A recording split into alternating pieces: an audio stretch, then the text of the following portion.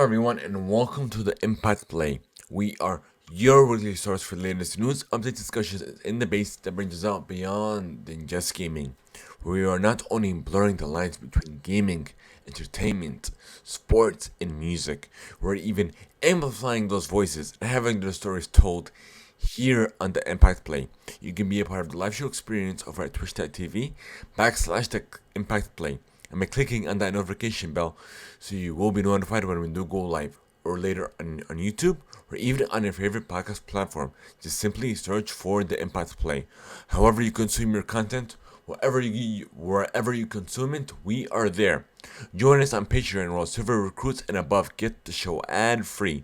Gold recruits and above have exclusive access to not only the post show, but they can even call in and be a part of the live show experience over at patreon.com / the Impact Play.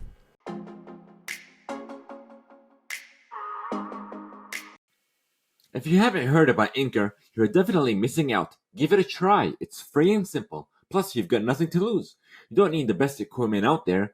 All you need is your phone and something to talk about. There's even creation tools that allow you to not only record, but also edit your podcast, all within the app. Whatever your passion is, Anchor is the surefire way to not only start your podcast, but also distribute it across a multitude of platforms, including Spotify, Google and Apple Podcasts, and so much more. Download the free Anchor app or simply go to anchor.fm to get started.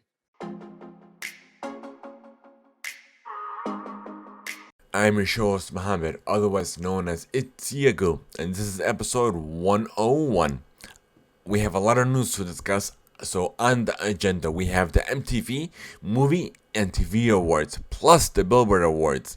Fast 9 reviews are in. The NBA postseason has begun. Sabrina Lonasu breaks records. Marshmallow is set to perform at the UEFA Champions League Finals. iHeartRadio Music Festival will return to Vegas. Overwatch 2 will revamp the Overwatch League. The Devolver Digital might have a few games that will be released this year. Support is being rallied up for Palestine, plus the top stories of the week. So welcome to our very first segment of the show, where we discuss what we have been playing and essentially what we have been on.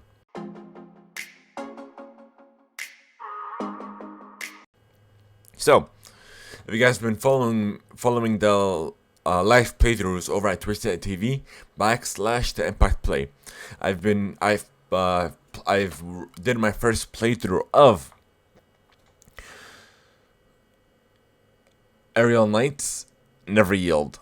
I completed the game in under 2 hours. It was great. I'll have the full live stream uploaded to YouTube later on today if you guys want to view that as well. So stay tuned on that. It was an amazing game. It had the game mechanics were pretty good. The gameplay was pretty smooth, the controls and so on. The music was great as well. But what I enjoyed the most, my most favorite part of the game, was as you progress through the levels. There were only 13 levels, if I'm not mistaken. Well, 14 including the prologue. But when you progress through each level, the game difficulty automatically, it gets even more difficult, which is great. Instead of you just updating the difficulty, so there's 3 stages of difficulty that you could adjust. Normal, hard, and insane, if I'm not mistaken. I didn't mess around with that. I just decided to fully play through. But nonetheless, it was a great game. I recommend you trying it out. It's on sale now for like $10. So it's on every platform essentially, on the PlayStation 4, the Xbox, the Nintendo Switch, and on the PC side, it's available on both Steam and on the Epic Game Store. So be sure to check it out.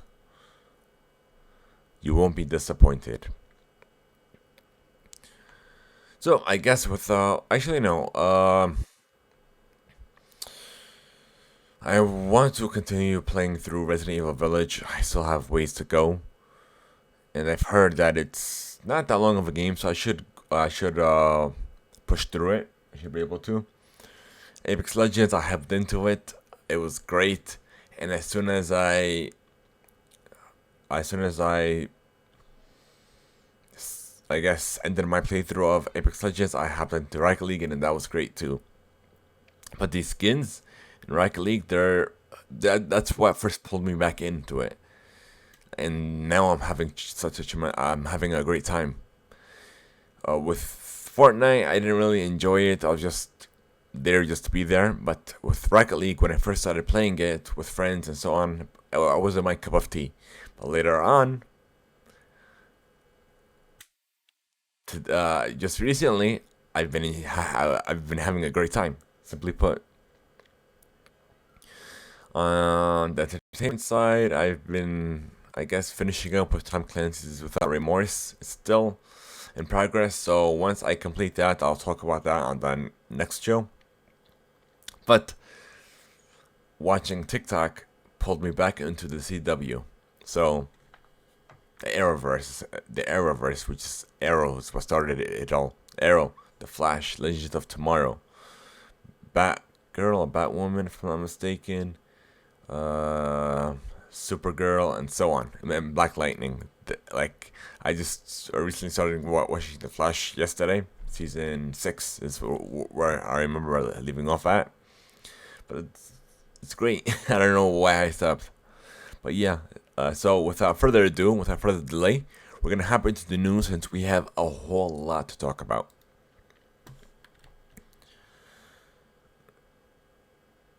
Let's see. Nope, that's not it. Nope. Alright, so, gaming. Netflix is reportedly planning to get into games even more. According to a report in the information based on unanimous sources, Netflix is planning to expand further into video games and approaching veteran game industry executives as potential hires. While Netflix has previously produced interactive shows like Black Mirror, Bandersnatch, and You vs. Wild, and in collaboration with external developers on projects like Stranger Things 3, the game, this would represent more than just dipping a toe in the video games space. Apparently, one of the plans being looked at is inspired by Apple's arcade subscription service, which provides access to games exclusive to the service. The story may well be accurate if a statement Netflix sent to TechRadar is anything to go by. And I quote, "Our members value the variety and variety and quality of our content," it said. "It's why we've continuously expanded our offering from series to documentaries, film, local language originals, and reality TV. Members also enjoy engaging more directly with stories they love through interactive shows like Bandersnatch and You vs. Wild, or games based on Stranger Things, La Casa de Papel, and To All the Boys. So we're excited to do more with interactive entertainment." Netflix's executives do consider Fortnite to be a major competitor, so it makes sense for the streaming platform to look at ways to push back.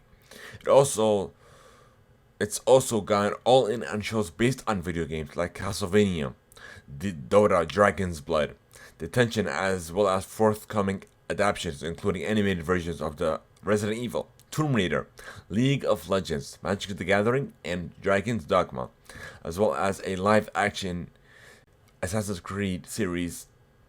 Here's hoping that one turns out better than the movie did. So, I'm definitely looking forward to that as well. Let's see what they come up with. Hopefully they'll fully invest to it compared to Google. So, moving on. Blizzard's 2-hour Overwatch stream showed off the best look yet at the much anticipated sequel to the competitive team shooter. And while there's still no release date, the studio did show off plenty of new information about the upcoming game, or sequel. Chief among those, and one of the biggest changes to Overwatch in the game's history, the sequel will be shifting the default PvP multiplayer mode from 6v6 to 5v5. Within the current role-playing system, that translates to cutting out a tank character on each team, which will now consist of 2 support, 2 DPS, and just a single tank character. The explanation behind the changes is to both simply shake up Overwatch's combat and meta, which tends to calcify toward tank-centric plays, specifically based on utilizing shielding mechanics from characters like Reinhardt or Orisa. In Overwatch 2, tank characters are getting some big buffs to make them even more powerful, to help compensate for the lack of a second. Reinhardt, for example, is getting a second fire strike attack, while Winston's Tesla coil cannon is getting a ranged ult fire mode. The goal is to help shift Overwatch's combat away from hiding behind healing tanks and to give the rest of the team more room to spread out, flank, and focus on objectives instead of just trying to keep the tanks alive. One less tank also means that players have to be smarter about the maps, utilizing cover and creative flanking angles instead of just rolling down the main path in a shield fortress. It's a big change to the game, one that exemplifies the approach that Blizzard is taking in terms of trying to keep things fresh. The stream also showed off other new aspects in the upcoming sequel, including a better look at the cleaner UI for Overwatch 2, which, among other changes, makes it easier for support characters to track teammates through healing. New characters, designs, and other tweaks that are planned for character abilities like Mai, who won't be able to fully freeze opponents anymore. The development team also showcased several new maps. There was a better look at the upcoming Toronto map, which has been announced alongside Overwatch 2 back in 2019, but also a trio of new maps, including New York, featuring a futuristic Grand Central Station, Rio, which also has a nightclub for the EDM hero Lucio, and Monte Carlo, set on a winding racetrack. So apparently we still have no firm release date for Overwatch 2. So just stay tuned on for more information. But in the meantime, I am dehydrated just on these couple of news stories, and we still have ways to go. And keep in mind, this is just gaming.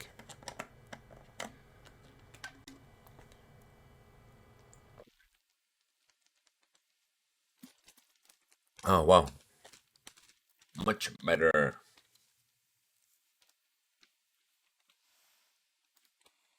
Moving on, moving on. A new Gearbox franchise is coming uh, b- next year, according to 2K Games. Borderlands developer Gearbox is working on a brand new franchise with 2K Games, which will be introduced this fiscal year. Introduced, not released. Keep that in mind. So that's all it's saying. Devolver Digital is apparently, this is a tweet coming from them 14 hours ago. They're gonna drop a weird F2P mobile game later this year, maybe two.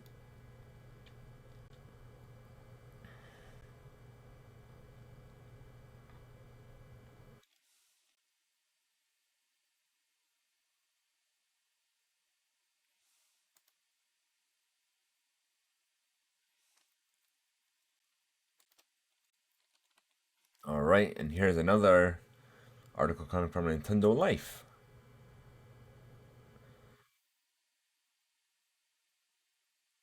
So apparently, their gaming announcement is going to be released at the Summer Game Fest. Yep. And then they're set to release not two, but four games. Hey, what do I do? Oh, okay, just making sure. I thought I did something. And updates on some select titles. So stay tuned on Jeff Keighley's Summer Game Fest. So, and speaking of the Marvel Digital, they're preparing an IPO as well. They're preparing to go public on the London Stock Exchange with a valuation that could reach 1 billion euros. According to the Telegrapher, the publisher appointed bankers from Zeus Capital in preparation for its public listing. Game World Observer added that the company is expected to go public by the end of this year. And that's essentially it. We have no more details on that. So, Starfield is exclusive to the Xbox ecosystem, according to Jeffy Grubb over on Twitter. So this is not an official confirmation from Xbox or Bethesda. This is just someone from that has made his mark on games journalism and games media.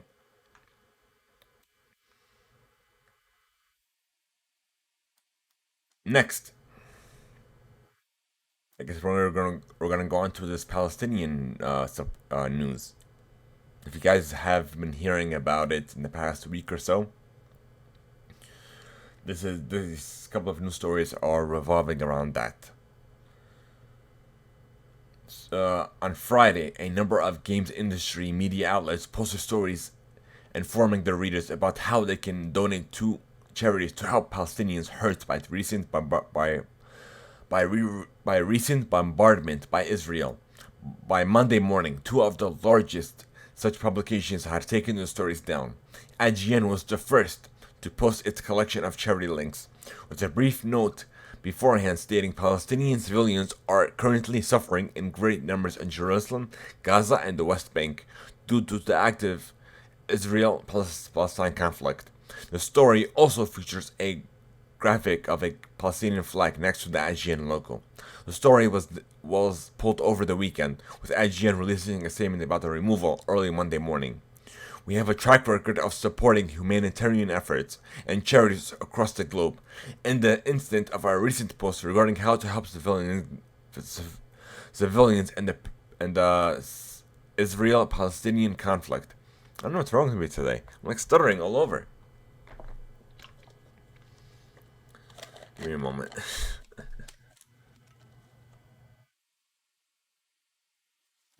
Hmm. Wow, that's weird.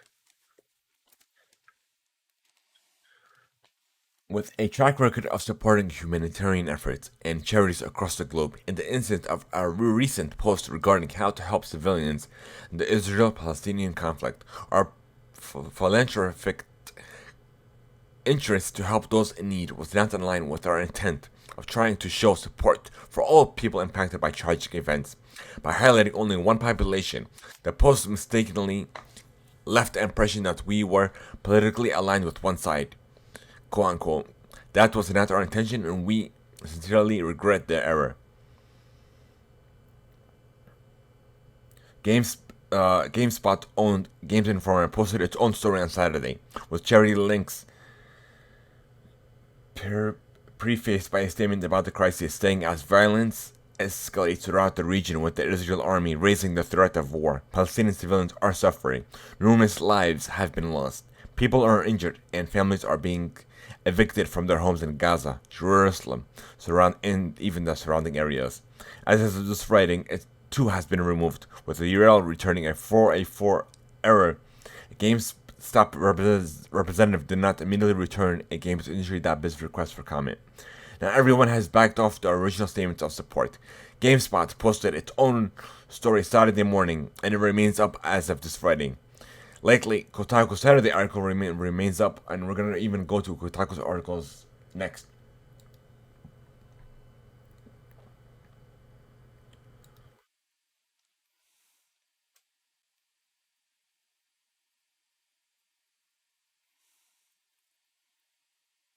Okay, here we go. That IGN or editorial staff published by an open letter decrying Sunday's removal of an IGN article and its associated tweet that linked to charities supporting Palestinian victims of recent Israel violence. The article and tweet posted on May 15th in response to violent military strikes against the people of Gaza by the Israel Defense Force were taken down on May 16th without the IGN editorial staff's permission or even involvement. IGN didn't release a public statement about the removal until early the next morning, nearly 12 hours later. We read into that. Okay, sources tell us IGN editorial staff were outraged over both the removal of its article showing solidarity with the Palestinian people, as well as a subsequent statement from the IGN corporate. Today, they published an open letter on Medium, signed by more than 60 IGN staff members.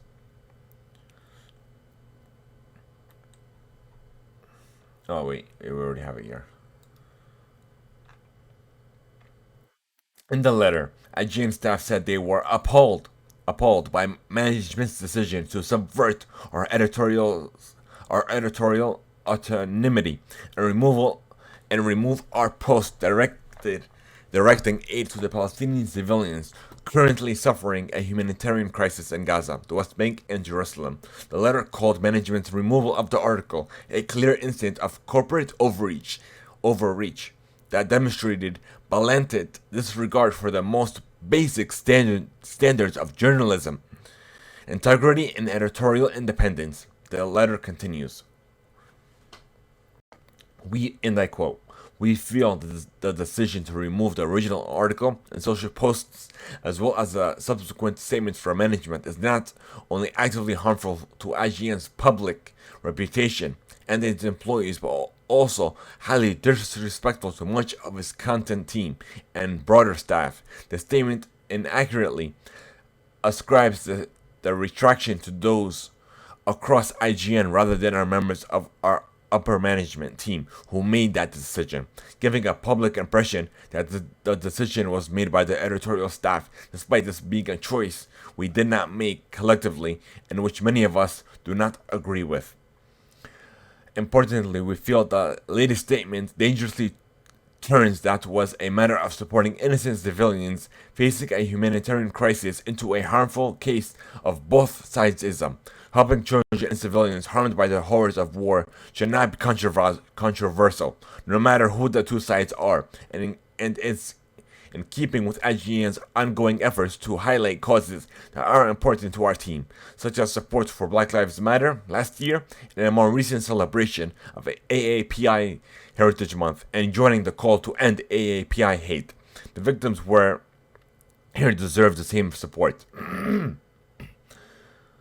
The open letter concludes by calling for all hands meeting with IGN, J2 Global Upper Management, full transparency about the sequence of events that led to the takedown, and a commitment for management to reinstate the removed article and formally recognize IGN's editorial independence and autonomy. Kotaku has contacted IGN acquiring about the letter and circumstances surrounding the content takedowns. This message comes after a difficult weekend for IGN's editorial staff. Sources told Kotaku that the staff spent most of Sunday unaware exactly why the Palestinian charity post was removed, or if company higher-ups were even going to make an official statement on the matter.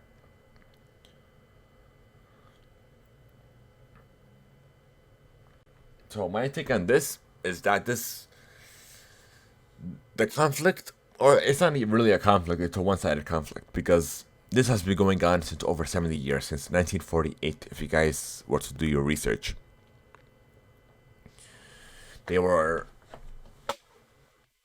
Israel was welcomed because it was post-World War II, displacement from, I'm not going to go into exact details, but everything that everyone was aware of what happened in World War II.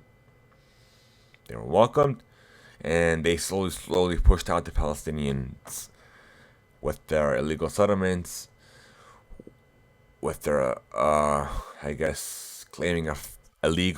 claiming of people's homes, attacks on hospitals, news outlets, and so on. And literally, Gaza is an open prison, essentially. Everything is closed out.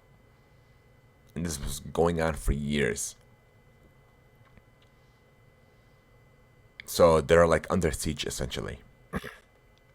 And this has been going on every year in Ramadan, the most holiest of months, where we take the time to fast from sunrise to sunset, to reflect on our actions, to get closer to God, and so on. Especially the last 10 days of the month are the most holy. They're the most important, where we take that time frame to spend time with family and so on. And if you guys can do your research, do your own research, do your own history, and so on. But literally, this has always been going on. This supposed conflict would go on only in Ramadan, especially the last 10 days. Other than that, they don't attack at all. They don't use the excuse as self-defense or Hamas or so on. First of all, Palestine has no army, no navy, nothing. They just have their civilians defending themselves.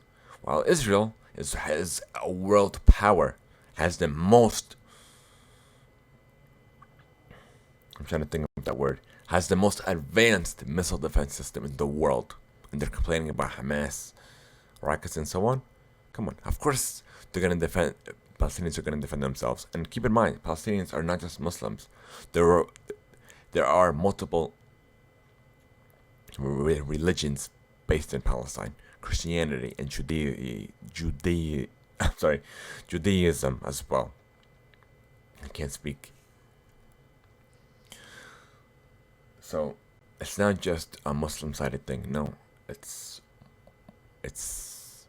Christians and Jews alike are being affected.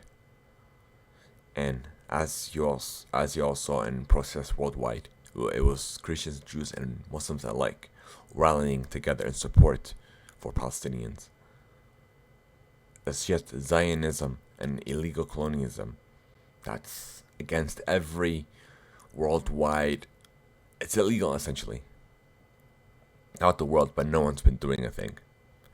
Like homes were being seized, citizens were being pushed out of their homes illegally.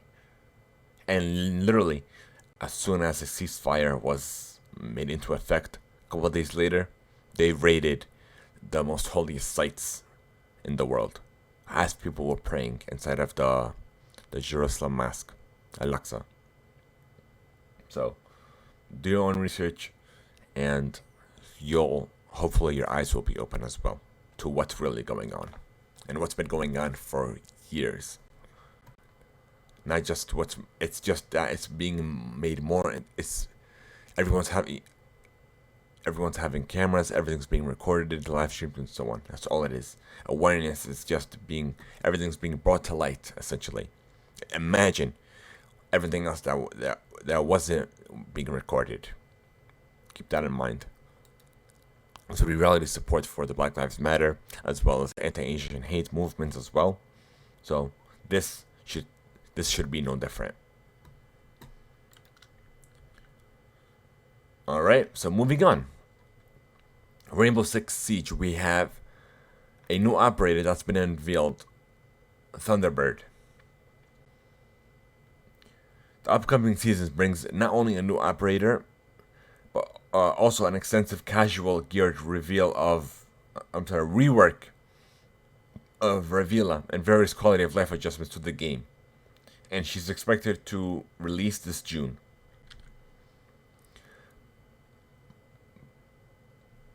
The parent company behind the player PUBG Battlegrounds has announced plans to run a closed alpha test for PUBG New State, its next game for iOS and Android. The finished project is due later in 2021, but in the meantime, a closed alpha test is poised to start June 11th. So it's intended to be a 100 battle royale mode, but if that was the case, they would have just gone ahead and updated the game instead of releasing a brand new game. Like, why waste resources and all that? But it is what it is. Star Wars: Knights of the Old Republic is reportedly in development at Esper. An updated version of the classic Star Wars game has been rumored for some time, but recent reports sheds more light to the studios behind it. Bloomberg reported Jason Schreier named the developer in an appearance on the Min-Max podcast after opening the show by talking about persistent KOTOR rumors and how a remake isn't in development at EA. The host circles back to the topic at the very end. And Schreier gave the studio name. This is public at this point. I've basically confirmed that Aspire, which the companies that ported a bunch of KOTOR games, is working on the remake, he said. And the report was further corroborated by Eurogamer, which reportedly hearing of Aspire's involvement as well. So there you go.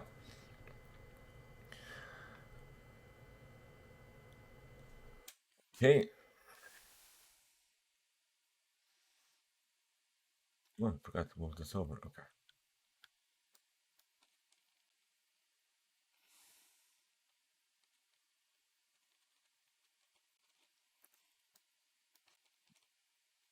Watch Dogs Legion is getting a Grandma Helen and a June surprise. Ubisoft has released an updated roadmap for Watch Dogs Legion that lays out its plans for the summer, including new playable heroes, a new story expansion, an Assassin's Creed crossover, and a free operative named Helen, who you might find a little bit familiar.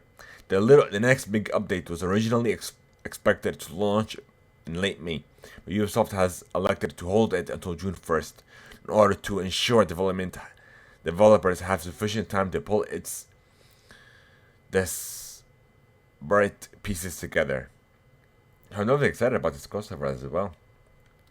So we'll see. GTA Online and Red Dead Online get new races as well as a big summer updates. In a new blog post, Rockstar has outlined upcoming updates for both GTA Online and Red Dead Online, and in both the races are on. According to the post, the GTA Online summer update will bring back car culture in a big way, but that means it's largely left vague. Say say for hints in its new race types, multi-party robbery missions, and new customization options.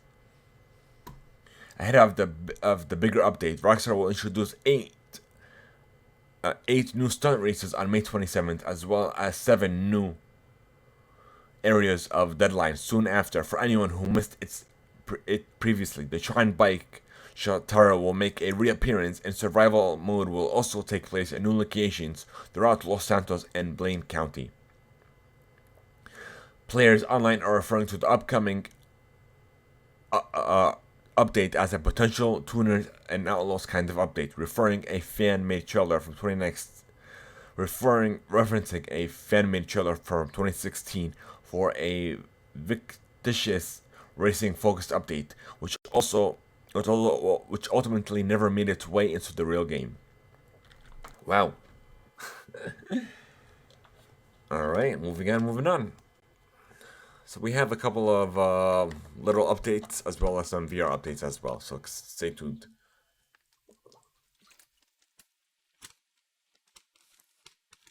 DBZ Kakarot is getting its third DLC from the trunks of Warrior of Hope. Crisis 2 Remastered is on its way. According to a tease from Crisis's official Twitter account, they used to call me Prophet, and I quote. PGA Tour 2K21 adds NBA DLC, hats, shirts, and more. Call of Duty Warzone is adding Rambo and even John McCain.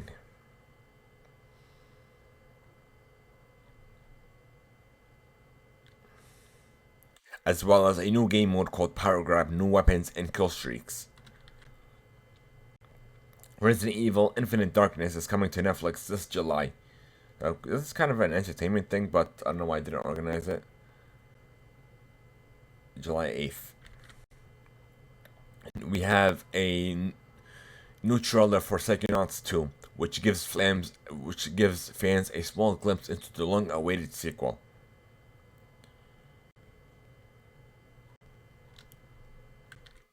I'm not gonna spoil that for you guys that are excited for it. If you guys don't want to be spoiled, don't worry about it. You guys are safe. But for those who want to watch the trailer, be sure to check it out on YouTube.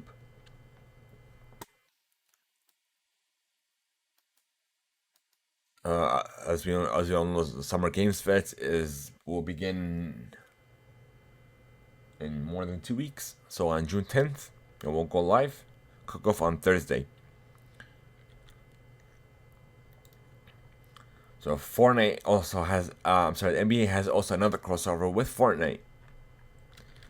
And you all know what that means: skins, back blings, and more.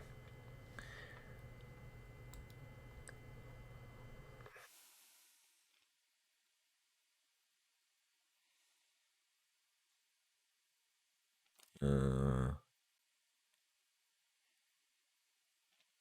this is about I was sworn there was a crossover with Pac-Man as well. Let me see something. I don't know why I have this specific article saved. Darn it.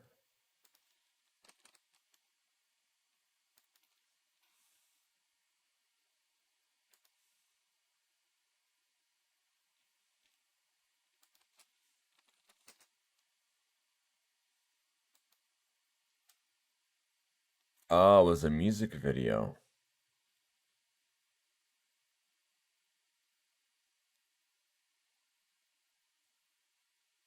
So this year, Bandai Namco has partnered with Giant Enterprises, that's the entrepreneurial arm of the San Francisco Giants Major League Baseball team and the National Basketball Association, to get gamers outside and or at least moving their bodies. If you're, I have no idea. So it's just a music video essentially.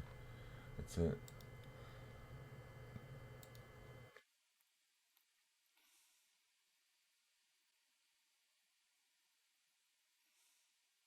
Yeah, that's all it's saying is the combined star power of the NBA and Pac-Man enables us to deliver creative experiences and special products that are sure to delight fans at both brands. As we move into 2021, we will launch a new Pac-Man initiative with the aim of inspiring our fans to be engaged and stay active with a variety of safe and home activities.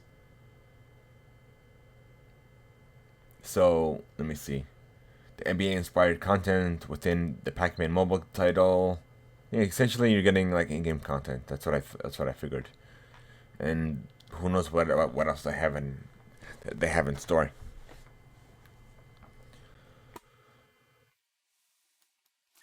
The ESA and the International Game Developers Association are partnering up to highlight indie developers at E3 2021. The IGDA is thrilled to partner with the ECA to uplift indies during this year's E3 and beyond, said Rennie Rettens, executive director of the IGDA. And the indies provide heartfelt stories and groundbreaking creativity that led progress of our industry. It is an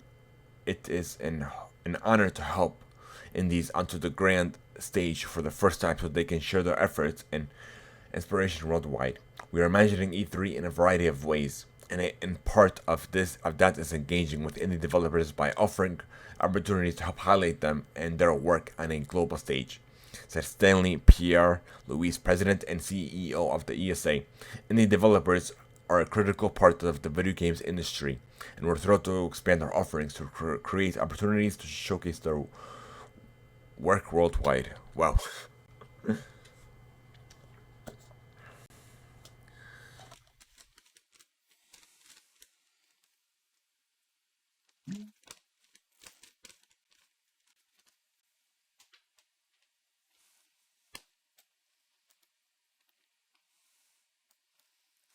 Starfield rumors claims Tom Cruise is starring in Bethesda's new game.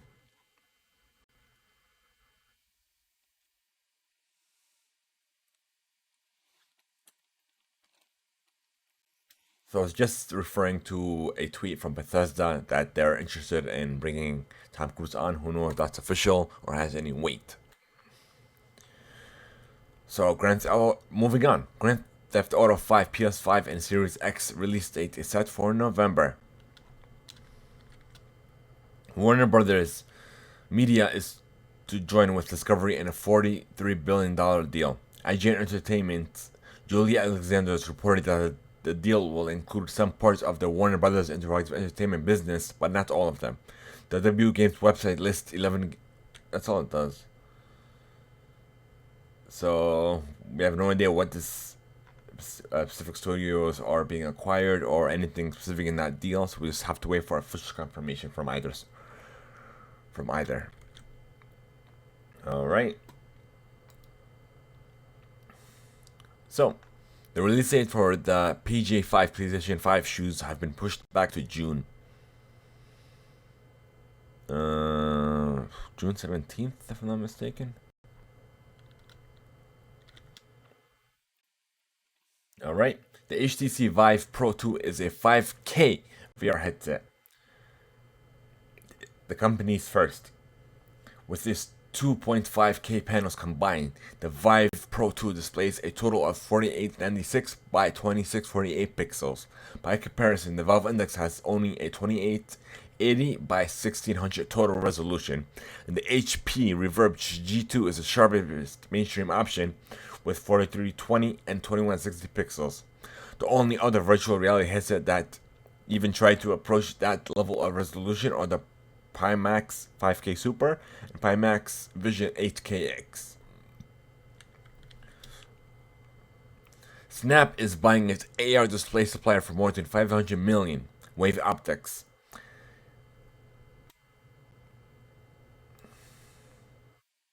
And even so, Snap, they're introducing their next generation of spectacles at the Snap Partner Summit 2021.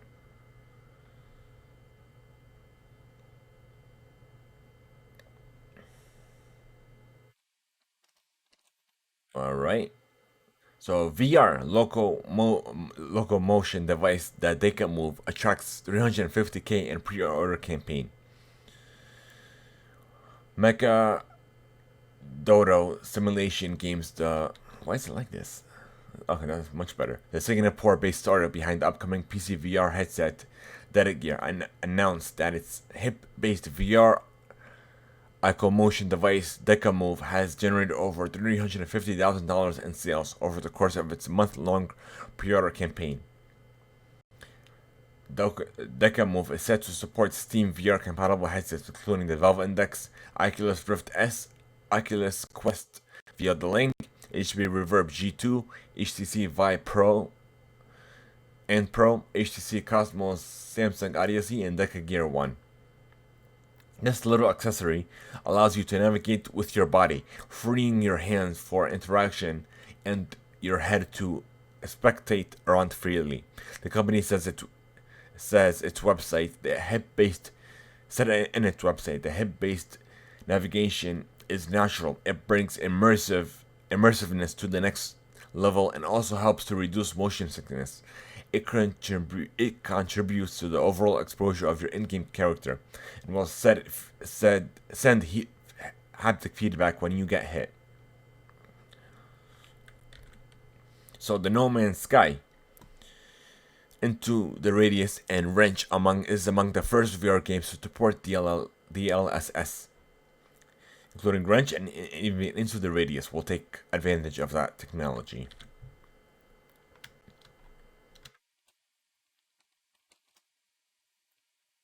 Alright. Orlando makes its Somnus is a very personal creation whose story draws on his own experience and family history. Somnus Carl Valentino is inspired not only by his own family history, but by experiences with past generations of LGBTQ folks from across the country, people I wouldn't have met without comics, Orlando said in Marvel's press release. While there is plenty of work to do, we've also come a long way as a community. Somnus is a chance to explore how my own late queer relatives may have felt living in more prejudiced times. It's also a chance to celebrate past generations as a whole and acknowledge the strides they made that may have not have lived to see. And with the Creo Cohen era being one of the relative utopia for mutant kind, this will bring a fresh perspective and respective gut check to the youngest mutant of the present who may not just hard some. This is like weird. So it's essentially a new character that's based on LGBTQ with the history and so on.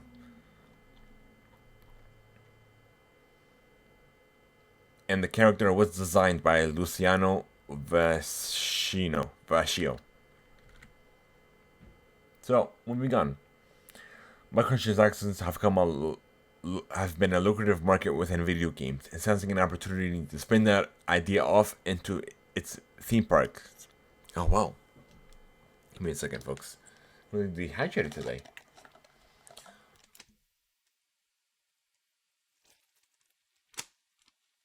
Disney has revealed that guests can purchase a few power-ups for its new Spider-Man ride opening in June. Web Slingers, a Spider-Man adventure, will open up on June 4th alongside Avengers Campus at Disney's California Adventure Park, with the attractions featuring an interactive ride that allows fans to fire off webs from their arms. So that's the standard version of the experience of what the experience will offer. But for a few dollars, you'll be able to purchase a web power band, a web tech that will unlock multi-fire webs. The power band on its own will cost $35, and WEB tech will be an additional $30. But unlike the digital nature of video game transactions, you can at least take these add-ons home and display them.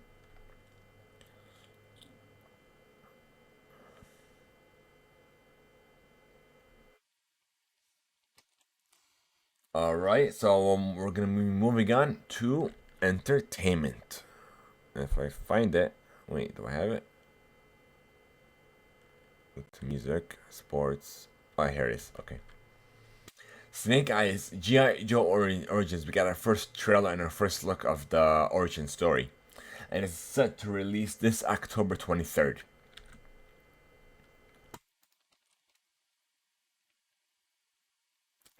HBO Max is getting a price increase. Let's see. So there's also a cheaper option as well, but with ads. So coming the first week of June, HBO Max will be available for $9.99 a month with commercials, and with no commercials, just simply go to the $14.99 tier. DC has revealed its next direct-to-video game animated movie, and it's a big one. The wildly popular fighting game Injustice: Gods Among Us is getting a movie adaptation. Oddly, neither DC or Warner Bros. Animation has made a formal announcement of the new project. Instead, its existence was revealed via a press release for Batman: The Long Halloween Part 2. Among the bonus features included in the Blu-ray set. So, moving on.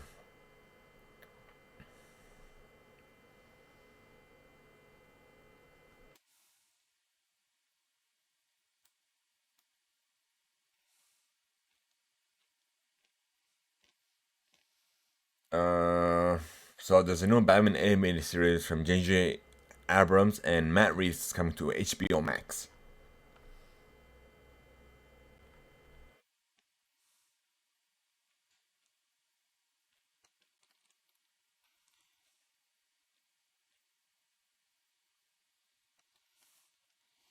Green Lantern Jeremy Irvine is in talks to join HBO Max series as gay hero Alan Scott.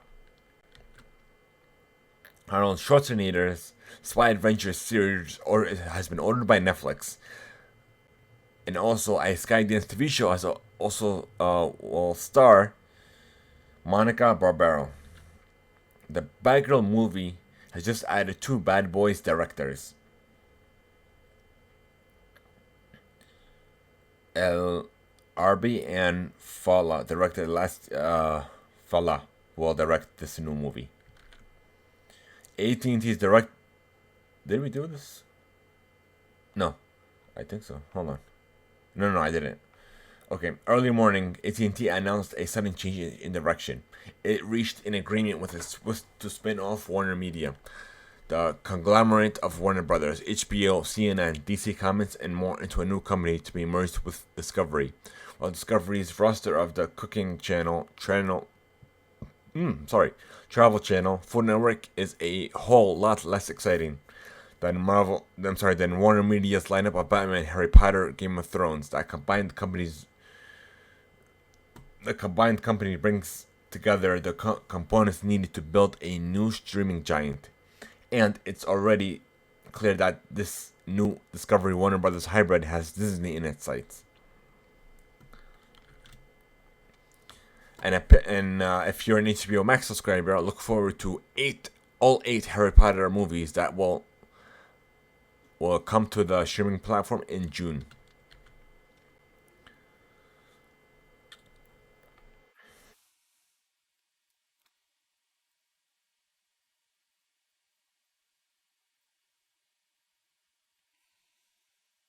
So, and speaking of Disney Plus, look forward to Loki coming on June 9th. And and for those who are watching The Flash, there someone has been casted as Impulse, which is Jordan Fisher. That's what in addition to seeing this tweet, got me excited to get back into watching the franchise or the Arrowverse, I should say. So we're gonna end this.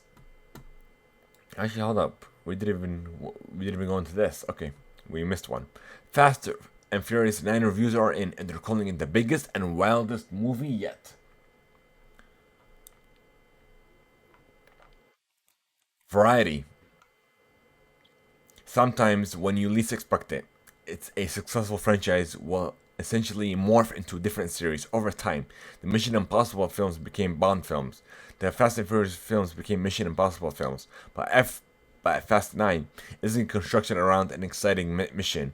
It's built around Vin Diesel and John Cena playing out the angst from the Toretto brothers' past. The family plot. We're gonna skip that, but okay, it's moving forward. IndieWire. This is far the biggest, wildest, gravity-defyingest Fast and Furious installment yet. The Wrap. For audiences who want their 2021 return to the multiplex to deliver big, loud, exciting action, F9 makes the cars go fast, jump high, and generally do the impossible. It's exhilarating, ridiculous, yes, but also it's ridiculously exhilarating. Screen Daily. Those those steeped into the franchise's lore will appreciate F9's nods to sideline supported characters, including a few whose return to the narrative is sure to bring cheers to packed theaters. The Hollywood Reporter, as in Lynn's last feature, the disappointing Star Trek Beyond, the director and co-writer takes a quality over quality approach, throwing more action, subplots, and characters into the mix than any movie needs, while leaving one with the sense that something's missing. The maximalist strategy makes even less sense considering the simple idea at this episode's heart. Dom has a brother his pals didn't know about. Even more, a tragedy in the youth separated them, and now he's a bad guy. So it wasn't even that much of a review. All right, last but not least, of entertainment. No, yeah, entertainment. A series adaptation of the Vampire Academy novels by Rachel Med has been ordered to a series at Peacock with Julie Plec and Margaret McIntyre attached to write. Variety has learned the book series is a personal favorite of Plex, who is best known for co-developing the CW series adaptation of the Vampire Diaries. Alright, so we're going to move on to music. We're going to take a short break and we're going to dive into it, folks.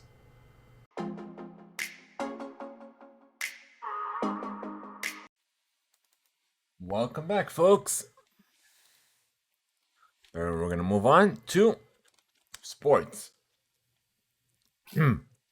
Sabrina Lonaso is the youngest player in WNBA history to get a triple-double, also making her mark at 23. And not only that, this is a breakdown of the records she broke. Of course, we mentioned the triple-double. It's the first triple-double in Liberty history, and the 9th triple-double in the WNBA, the regular season history.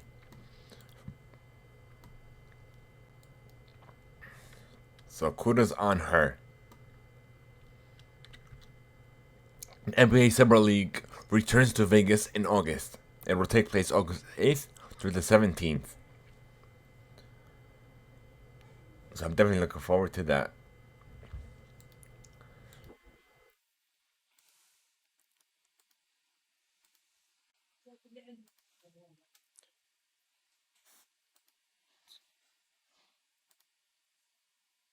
Okay, so oh yeah, forgot about this.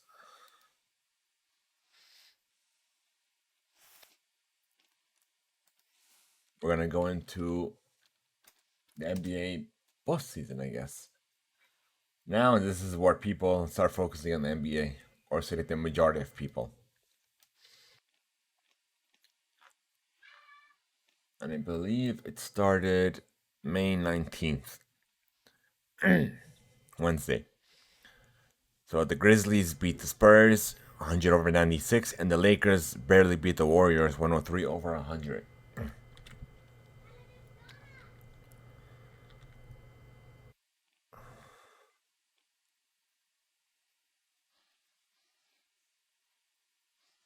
And then that's essentially it. We're gonna hop into music. But before we hop into that, we're gonna watch this little tidbit. How do I do this? Maybe here somewhere. Oh.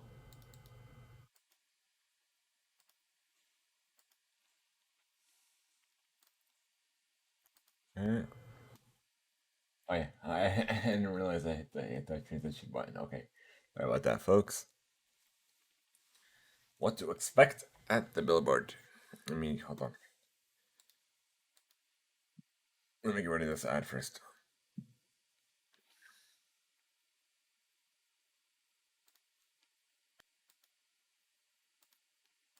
Okay. Now let me watch it with you guys.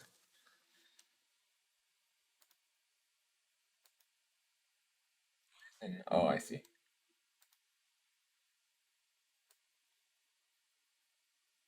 And you're not gonna wanna miss the big show. Among the acts taking the stage this year, we've got The Weeknd, BTS with their debut performance of Butter, Duran Duran, Icon Award recipient Pink, and DJ Khaled teaming up with her will and sum it all. Migos for the performance the debut of appearances his and Khaled artists. Khaled track, We Going Crazy. What's next? Oh, just Drake, Billboard's top artist of the 2010s, is set to receive the Artist of the Decade award. Plus, Champagne Papi, who holds the title for most Trying to lower it VMAs because, with the 27 music after taking home that's being 12 played. in 2019, is a finalist video. in 7 categories, including Top Artist. Meanwhile, we have The Weeknd leading the pack with an impressive 16 nominations, with his 2020 After Hours hit Blinding Lights recognized in 5 categories. Then we've got Rockstar DaBaby, the second top finalist with 11 nods, including Top Hot 100 Artist, Top Rap Artist, and Top Rap Album. I Hope singer Gabby Barrett, who achieved nods in 9 categories, including Top New Artist, becoming the female artist with the most nods this year. And WAP rapper Megan Thee Stallion, the female artist with the second most nominations, with 7, including Top Female Artist and Top Rap Female Artist. Also, hello, BTS are up for 4 awards, including Top Duo Group, Top Song Sales Artist, Top Social Artist, and Top Selling Song for Dynamite. And late rappers Pop Smoke and Juice WRLD will mark the first time in a decade that 2 of the top 10 finalists receive posthumous recognition. Pop is a finalist in 10 categories, including Top Billboard 200 Album for his debut, Shoot for the Stars, Aim for the Moon, and Juice is a finalist in 7 categories, including Top Rap Album for Legends Never Die. For a full list of performers as well as nominees, head to Billboard.com. And be sure to catch the 2021 Billboard Music Awards hosted by Nick Jonas on Sunday, May 23rd, airing live on NBC. For Billboard News, I'm Jordan Rolling. There you have it, folks. That pretty much sums up the Billboard Awards for all the artists, the performances, and so on.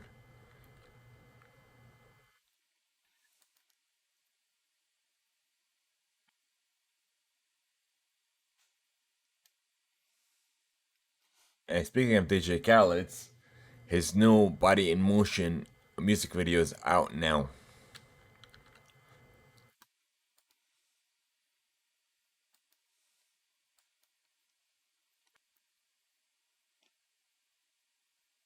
Let me see.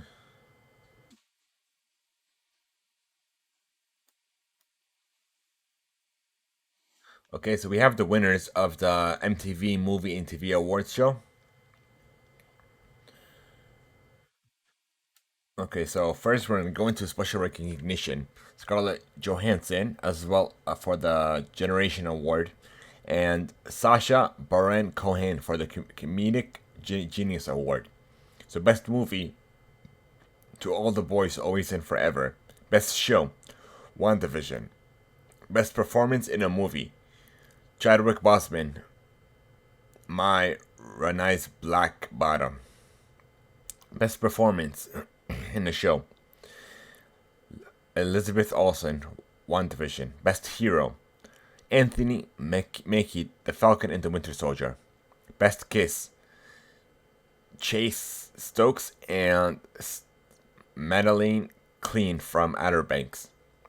Best comedic performance, Leslie Jones, Coming to America. Best villain, Katherine Hayne from WandaVision. Breaking performance, Neji Jean Page from Bridgerton. Best fight, WandaVision. Wanda versus Agatha. WandaVision got a lot that I'm seeing. Victoria Pedretti from The Haunting of Bly Manor. Best duo, The Falcon and the Winter Soldier. And I'm gonna leave the winners to you, to Anthony Mackie and Sebastian Stan from that play Falcon and the Winter Soldier. Best musical moment, Edge of Great from Julia in the Phantoms. And the final award winners of 2021. Oh, yeah, Oscars. Let me see. What is this?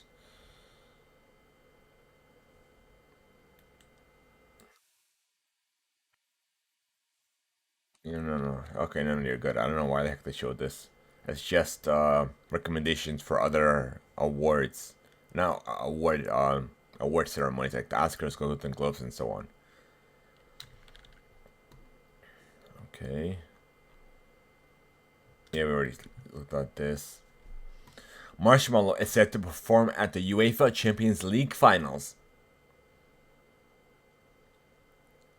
That is set to take place in Portugal on May 29th. So 6 days from now, as of this recording, between Manchester City and Chelsea.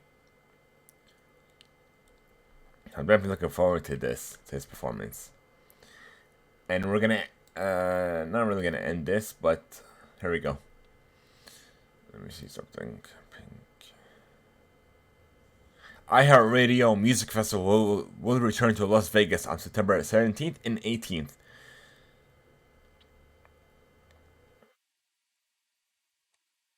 And the lineup has yet to be announced, but tickets will go on sale June 18th for those looking forward to it. And last but not least, we're gonna end this with Pink's album release party. Pink is releasing her new live album, All I Know So Far, Set List, which accompanies her documentary of the same name, and the star is celebrating during her executive iHeartRadio album release party on May 21st, so that was 2 days from now.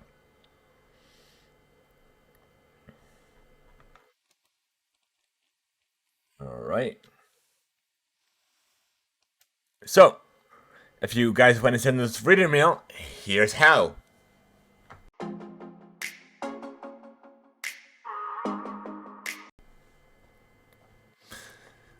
We want to know your feedback, your thoughts, even any questions that you may have for us by sending us reader mail on our Discord server, leaving a voice note over at anchor.fm/TheImpactPlay, or even by sending us an email to readermail@theimpactplay.com. Who knows, it may even be featured on a future episode or even our special reader one segment of the show. So thank you guys so much for making the Impact Play a part of your day. If you wish to join our community server over on Discord, be sure to enter exclamation Discord and chat now. And guys, we're trying to unlock subs over on Twitch, and we need your help. And we cannot level up the show to where we know where we can take this. We can take this show to new heights, but we need your help. Share the channel with your friends, your family, anyone who benefits from the show. Hit the follow button, hit the notification bell. Leave us a review, even just a reading on your favorite platform. So, for those of our supporters over on Patreon, go to give me a second.